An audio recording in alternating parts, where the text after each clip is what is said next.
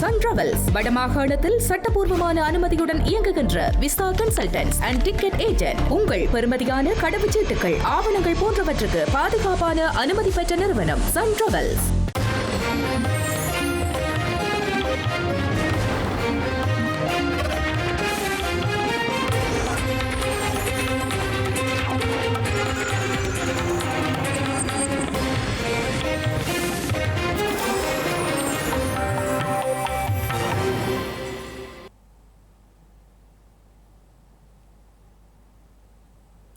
வணக்கம். இது ஐபிசி தமிழின் பிரதான செய்திகள். முதலில் தலைப்புச் செய்திகள். கிளிநொச்சியில் காணி உறுதிப்பத்திரங்களுடன் போராட்டம். ஆக்கிரமிப்பு நடவடிக்கை தற்காலிகமாக இடைநிறுத்தம்.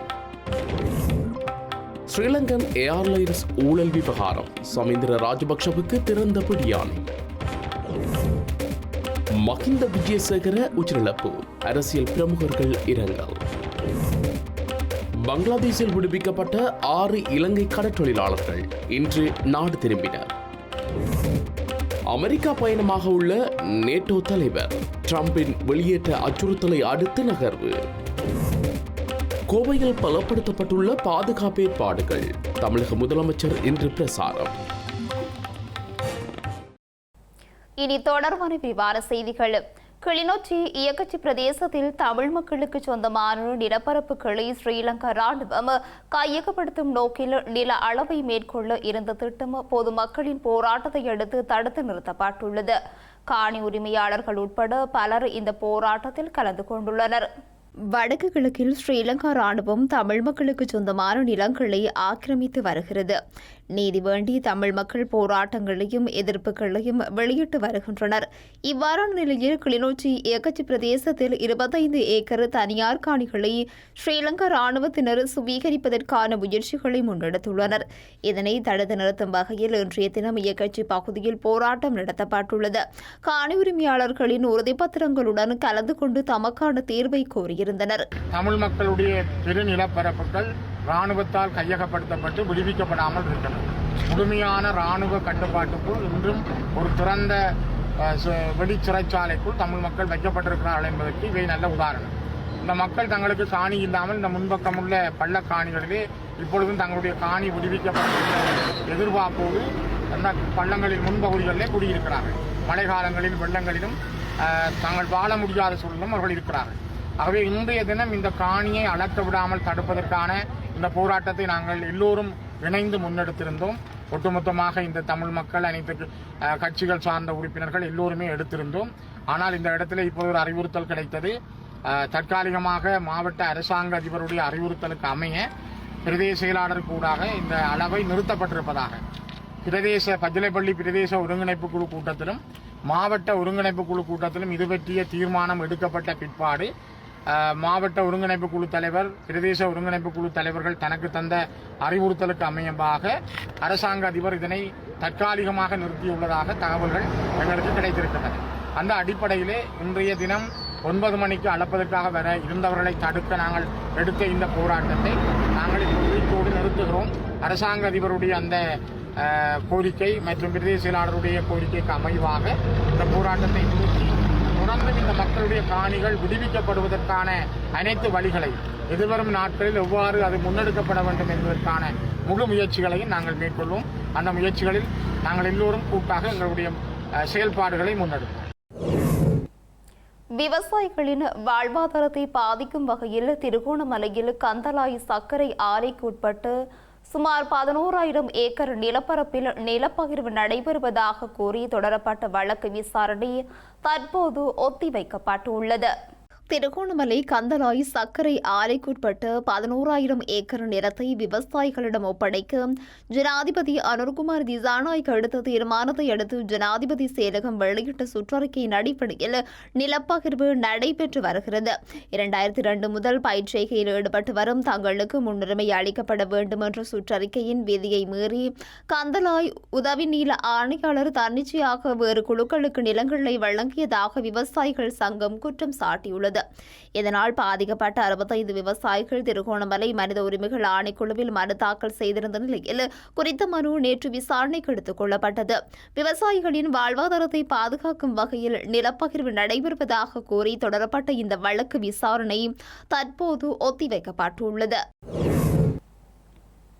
ஸ்ரீலங்கா ஏர்போர்ஸ் கொள்வனவின் போது கையூட்டல் பெற்றதாக கூறப்படும் சம்பவம் தொடர்பில் சந்தேக நபர்களாக பெயரிடப்பட்டுள்ள ஸ்ரீலங்கா முன்னாள் அமைச்சர் ஜமல் ராஜபக்ஷவின் மகன் ஜமீந்திர ராஜபக்ஷ மற்றும் கபில சந்திரசேனவின் மனைவி பிரியங்கா நியோமாலி விஜயநாயக்க ஆகியோரை கைது செய்ய கொழும்பு நீதவான் நீதிமன்றம் திறந்து பிடியாணை உத்தரவை பிறப்பித்துள்ளது.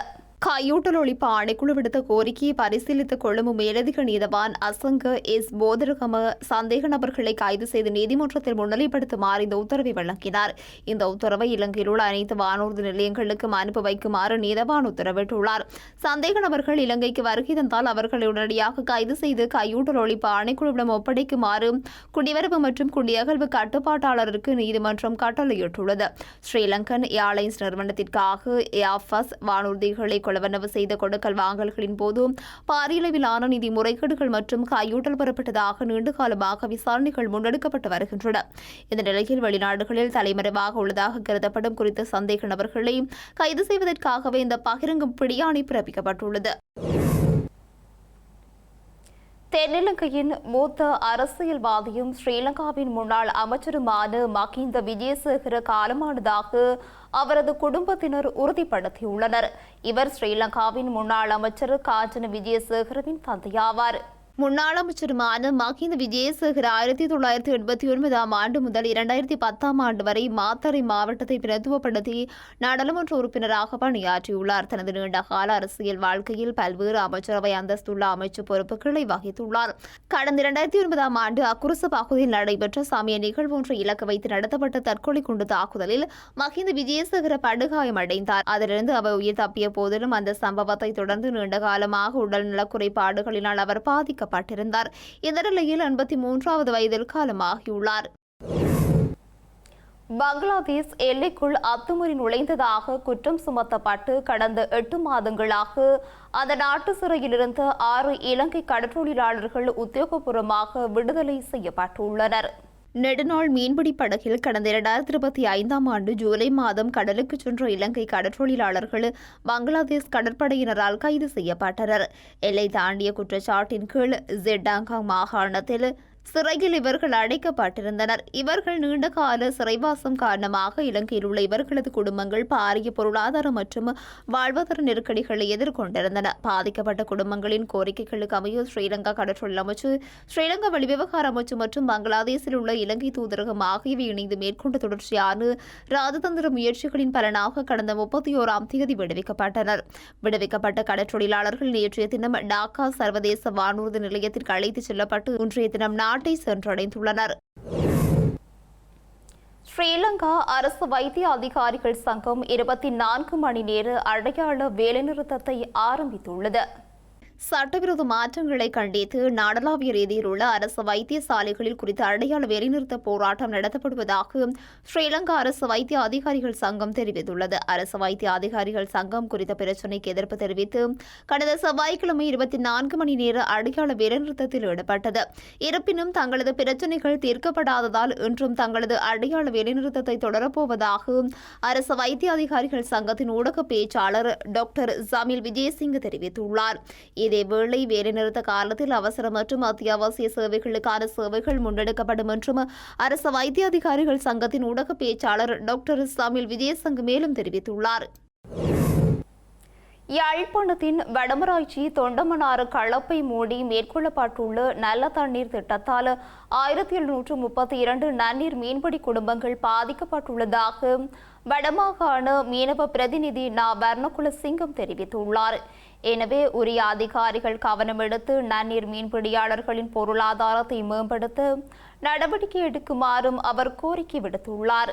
அந்த மீன்கள் சேர்த்து தண்ணி கூழ் மாதிரி இஞ்சால இது இஞ்சால பரவுது சன்னதி கோயில் பக்கம். அப்ப அதுக்கு நான் சொன்னேன், இந்த நீர் அங்கால போனாலும் இதில் சன்னதியில் வந்து குளிக்கிற சனம் அதுகளுக்கு அப்புறம் கடிகடி வர வேண்டிய அப்போ எம்ஓஜி சொல்றேன் அது கடி வந்த அப்புறம் நாங்கள் மருந்து கொடுப்போம். அதுல சிவாலிங்கம் அந்த எம்ஓஜிக்கு அடிச்சது திடீரென்று அப்புறம் அடி விழுந்தது என்று கேட்டால் வருத்தம். அது அவர் என்ன சொல்றார், அதுக்கு ஏதாவது மருந்த தொழிலும் கூட சொன்னவர். நீ வருத்தம் வந்த அப்புறம் பார்ப்போம்டா நீ ஒரு எம்மோ சொல்லி எம்மோ கடிச்சது. உடனே சிவாலிங்கத்தை பிடிச்சி விட்டேன். நாங்கள் என்ன துப்பா பிரச்சனை அப்புறம் நீங்களே அடி வருகிறோம்னு சொல்லி அந்த அதான் சிவாலிங்கம் அடித்தது சரியா இல்லை. ஆனால் சிவாலிங்கத்தை அப்புறம் பிடிச்சி விட்டுட்டு அப்போ பார்த்தா ஒன்றுக்கு மணியில் அவங்க கதவை துறக்க மாட்டேன்னு சொல்லி போட்டாங்க. அப்போ எங்கே தொடக்க இப்படி பிரச்சனை, நீங்களை எனக்கு ஒரு உதவி செய்யணும். என்ன ஒரு இடம் எனக்கு நீங்கள் ஜேசிபி ஒன்று பிடிச்சி விடணும். நான் 6 வட்டி தண்ணி உள்ளுக்கு விடணும் தான் அந்த யோசிச்சு போட்டு சரி தான் அதை ஜேசிபி பிடிச்சி விடணும்னு சொல்லி நான் அவர் ஜேசிபி கூட சாப்பாடு நாங்கள் கொடுத்து 6 வெட்டினாங்க. 6 வெட்டி போட்டு நாங்கள் இதாவது கடல் வெள்ளம் பெருகி கொண்டு வருது.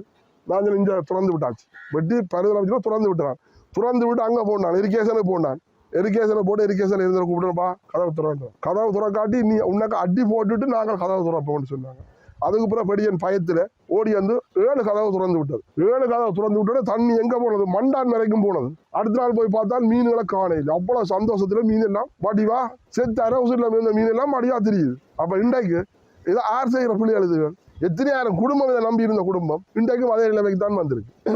ஆடி ஆவணியில் கடலுக்கு போகிற நல்ல அபத்தம் 10 நாங்கள் முகம் குடிக்கலாம் அவ்வளோ நாத்தம் நாரும். அப்போ இவங்கள் எல்லாம் பிஹெச்ஏ எம்ஓச்சே பிறகு சொன்ன சுகாதார பிரிவு எதுவும் தெரியாது. அந்த தண்ணியை எந்த காலத்தில் துறக்கணும், எந்த காலத்தில் தண்ணியை உள்ளுக்கு விடணும்னு சொல்லி.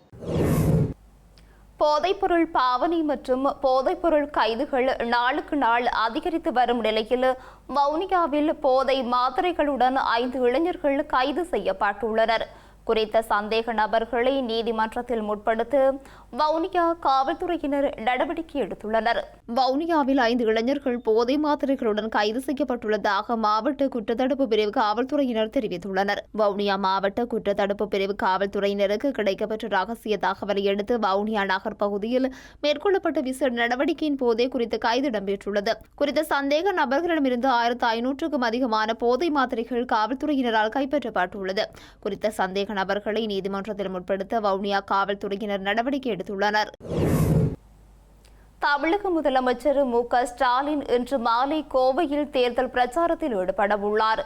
முதலமைச்சரின் வருகையை முன்னிட்டு கோவையில் பாதுகாப்பு பலப்படுத்தப்பட்டுள்ளதுடன் 1000 காவல்துறையினரும் தீவிர பாதுகாப்பு பணியில் ஈடுபடுத்தப்பட்டுள்ளனர். தமிழக சட்டசபை தேர்தல் எதிர்வரும் 23ஆம் தேதி நடைபெறவுள்ள நிலையில் இதனையொட்டி அரசியல் கட்சியினர் தீவிர பிரச்சாரத்தில் ஈடுபட்டு வருகின்றனர். இந்த நிலையில் தமிழக முதலமைச்சர் மு.க.ஸ்டாலின் தமிழகம் முழுவதும் திமுக மற்றும் கூட்டணி கட்சி வேட்பாளர்களை ஆதரித்து பிரச்சாரத்தில் ஈடுபடுகிறார். அவர் தனது பிரச்சாரத்தை திருவாரூரில் தொடங்கிய நிலையில் நேற்று திருச்சி மற்றும் கரூரில் பிரச்சாரம் மேற்கொண்டிருந்தார். இந்த நிலையில் தமிழக முதலமைச்சர் மு.க.ஸ்டாலின் இன்று மாலை கோவையில் தேர்தல் பிரச்சாரத்தில் ஈடுபட உள்ளார். இதற்காக முதலமைச்சர் மு.க.ஸ்டாலின் ஈரோட்டில் இருந்து மகளோந்தின் மூலமாக இன்று மாலை கோவை கொடிசியா மைதானத்திற்கு செல்ல உள்ளார். குறித்த பிரச்சாரத்தை முடித்துக் கொண்டு முதலமைச்சர் மு.க.ஸ்டாலின் அங்கிருந்து மகளோந்தில் கோவை விமான நிலையம் சென்று விமானம் மூலம் சென்னைக்கு செல்ல உள்ளார். முதலமைச்சரின் பிரச்சாரத்தையொட்டி கோவை கொடிசியா மைதானம் பிரமாண்ட பொதுக்கூட்ட மேடை அமைக்கப்பட்டுள்ளது. அத்துடன் குடிநீர், கழிவறை உள்ளிட்ட அனைத்து அடிப்படை வசதிகள் ஏற்பாடு செய்யப்பட்டுள்ளதுடன் வாகனங்களை நிறுத்துவதற்கு வசதிகளும் செய்யப்பட்டுள்ளது. முதலமைச்சரின் வருகையை முன்னிட்டு கோவையில் பாதுகாப்பு பலப்படுத்தப்பட்டதுடன் 1000 காவல்துறையினர் தீவிர பாதுகாப்பு பணியில் ஈடுபடுத்தப்பட்டுள்ளனர்.